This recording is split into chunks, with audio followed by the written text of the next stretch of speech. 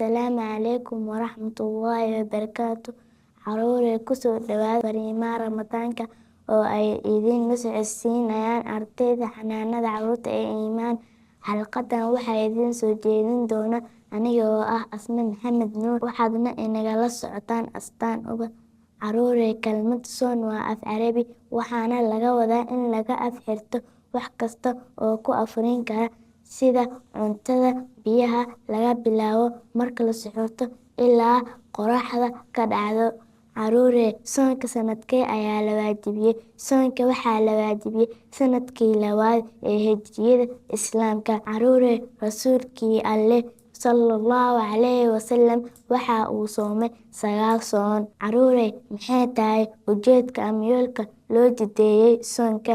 Waxaa loo jideeyay sida ku cad aayadda 183 ee suuratul Baqara in Alle ka cabsi lagu gaaro oo Alle wixii uu farayna aan qaadano, wixii uu inaga reebayna aan ka harno. Caruurey, ma jirtaa munaasabado iyo dhacdooyin culus oo bisha Ramadaan dhex dhacay?